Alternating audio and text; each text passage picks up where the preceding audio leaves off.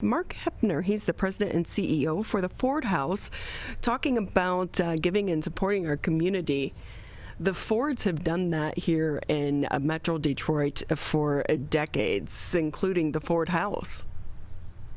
No, they truly have. It's an amazing story, and it's just been a real privilege to be part of this organization, but also the legacy of Edsel Eleanor Ford and the family today. So with that, for those that maybe aren't familiar with the Ford House, which I think pretty much everyone here in Metro Detroit is, you drive by and you're just in awe. And you think about it, it was built back in the 20s. Yeah. But with that, tell us more about the Ford House. Oh, absolutely. My pleasure. And thank you again, Ronnie and Tyler, for having me. I really appreciate it. We always love to tell our story. And as you say, I think most people know about Ford House, at least heard about it, but I don't think, to be fair, most people really understand why it is significant to not only our community, but also our national identity. The Fords being a really iconic American family, and the fact that here in our own backyard, we have a national historic landmark, meaning that it has been deemed by the federal government to be nationally significant. And we know our local significance, but to have that national significance is equally important. But it really it was the historic estate of the family themselves, Edsel and Eleanor and their 4 children. So all the Ford family members that you may know of today in our community in the many generations all come really from Edsel and Eleanor. And so this was the family home. And what I like to think oftentimes, it's really where the heart of the family was historically and still is connected today. And so we have maintained it after the death of Eleanor in 1976. From 1978, it's been open to the public, and it was her wishes in her will to ensure that it was preserved for the betterment of the community and for their enjoyment. So it has obviously, like a lot of organizations, evolved over time. And today we have just entered into a real new era and a really exciting era for the organization. So I know that a new visitor center has been in construction for quite some time. Is it complete? So, and I have to smile with that because I have been here for that whole journey, and it has been a journey, not only just because of the complexity and the beauty and what took the quality of building materials that had to be secured for this project. It has, through COVID and, challenges with supplies and materials, it has been a journey and a challenge. But I am so happy to tell all our listeners that we have been open. We cut the ribbon about 2 weeks ago, actually 2 weeks ago today. And so we did have a great ribbon ceremony and opened the buildings, both the new visitor center and the new administration building. And it has just been going like gangbusters since.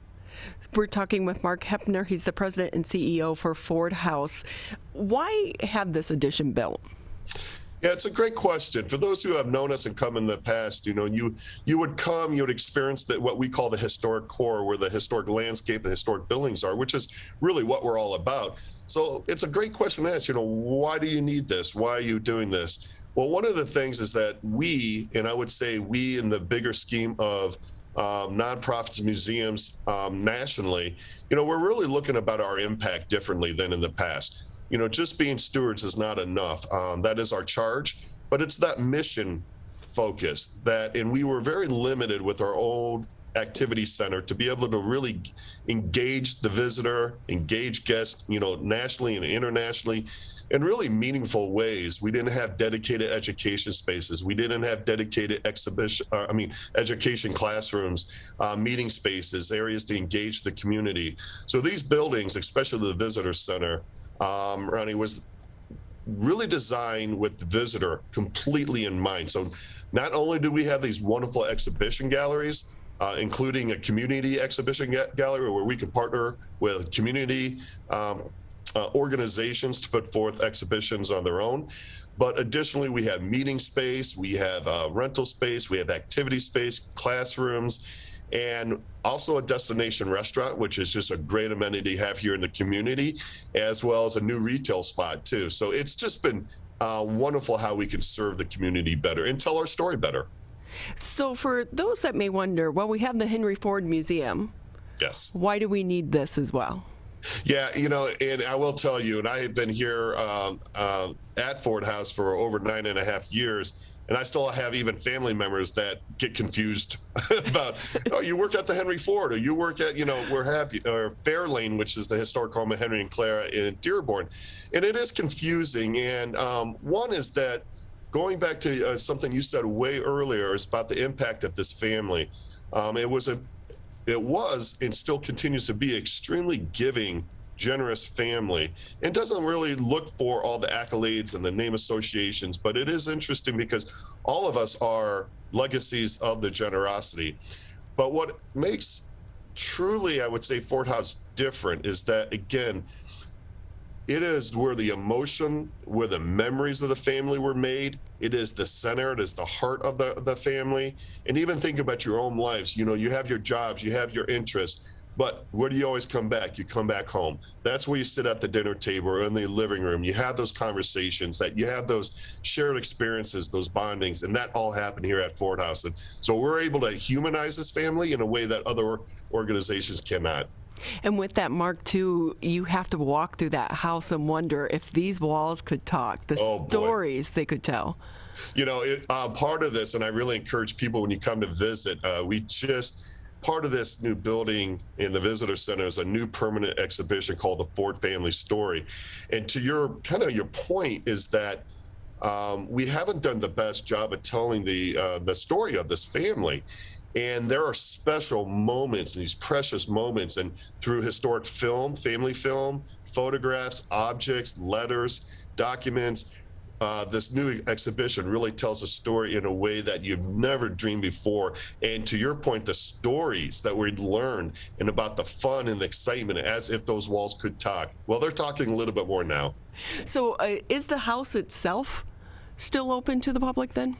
So we did have to shut down when COVID, of course, hit us, and continues to be a challenge for all institutions. I'm very happy to say when we opened the buildings 2 weeks ago, we've also opened up the historic core and the historic buildings. And so the only difference, if you come today, right now we are only offering self-guided tours and experiences. And of course, we have safety of all our visitors and our staff in the forefront. So that allows people to kind of tour on their own, to be in their own nucleus or their own bubbles of people that they know, and gives a lot more flexibility in a safer environment. And people have responded extremely well that they've really enjoyed experiencing the estate this way. So, Mark, with that, too, if I can ask, because it is a historic property, are you always concerned about, the wear and tear on the building itself? Plus, we're in the middle of COVID, and we know there's so much more cleaning going on, which, some of these products today aren't always the best things for some of our aging institutions. Oh, it's another great question, Ronnie. It's one of the things our staff here really immediately out of the gate wanted to learn about cleaning products and ensuring that, our number one, again, focus is preservation. And so we could do a lot of damage very quickly if we weren't thoughtful. And so all that research was done prior. And some of that is even talking to peers nationally about product development. And so we feel very good about how we've been able to protect the assets that we have. But also with just that wear and tear, yes, we had to do a little bit of adjustments. We had to put up some roping. We had to put up plexiglass barriers to make things a little bit more safer and watch access. But truly also being sure that we do that without limiting or diminishing the experience. The other great asset we have, if folks have not been out here, we have 87 acres of beautiful landscape, gardens and grounds. We have a bird island that is just a wildlife sanctuary. This commitment that the family had to the natural built environment. So even if you don't feel comfortable going inside the house, you have acres to enjoy of the beautiful landscape. With that, Mark, too, it's not only, a story about the family and the Ford family, but really it's, the story of the history of the architecture Yes. that is in the building and the furnishings as well. And I think that's one of the reasons I love this estate, besides, that connection, legacy of the Ford family. But it is so diverse and how it can connect and be relevant to individuals who come to visit us. It may be architecture, it may be the beauty of design, inside, outside, landscape architecture, also sustainability, and like I said, the natural built environment. You have it abounds with beauty all around you. You may be interested in automotive history, local heritage, but also national heritage. And so really checks a lot of boxes for a lot of people. And that's why we have a lot of repeat visitors, and there's always something to be seen. Just think about all the people here in Metro Detroit that helped build that property as well, because like you said, it's the craftsmanship that goes into it. Yeah, when you come and see the architectural beauty of this estate, designed and really envisioned by Albert Kahn, and it's one of his, I think really is one of his most iconic residential commissions that he had, but also Jens Jensen, who was a landscape architect, a Danish immigrant here to the United States, and became extremely well known throughout the country for his development of using native plant materials and local plant materials to develop these extremely thoughtful, but not coming across as very heavily designed landscapes. And so this beautiful marriage that he was able to do here. And you think about this was in the 20s, before computers. When you look at the drawings that we have in our archives, and to your point, they themselves are works of art. I mean, I'm sorry, I'm not that creative. When I see the beauty that they were able to put on paper and have an idea come to fruition, and then be in the field and actually have that be produced, I don't get it, but I appreciate it. Absolutely. Mark Heppner here with us on the MegaCast. He's the president and CEO for Ford House. And with that, Mark, what are the hours? Do you guys have reduced hours, or are you pretty much back open right now? Yeah, we've reduced a little bit. We are now open Tuesday through Sunday, so that is fantastic.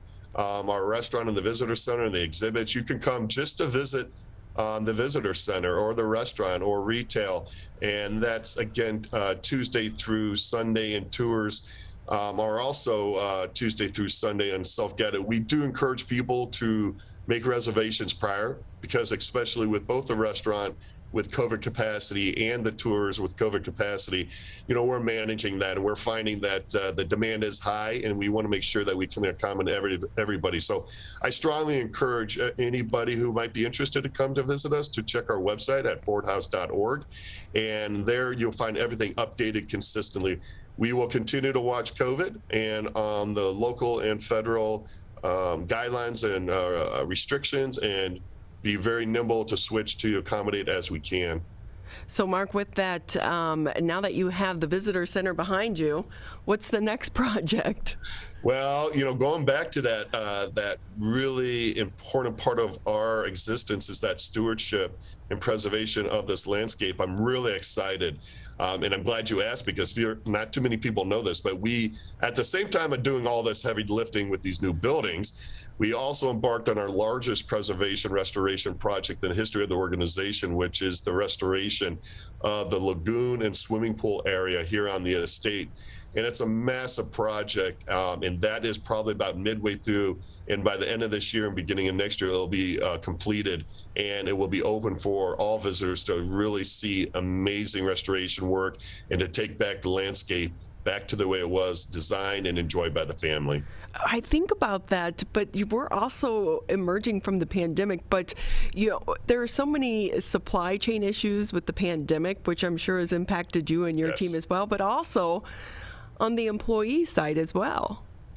I was just talking to somebody the other day about even the construction project. What was amazing, even during all that, we had honestly very little delays. Now, we had some issues at one point with some supplies, steel and some others, that caused some delays. But from personnel and from the tradespeople, it really wasn't an issue, knock on wood. And as we are going into this major restoration project on the landscape, so far, it has not impacted us too much. But now that I said this to you, I am sure I'm going to get a call later today that we've had issues. I'll knock on wood for you. How's that? Hey, Mark, can I ask you, because this is like a 30,000 square foot home, and a lot of it's not open to the public. Have you been able to wander through and see all of the rooms?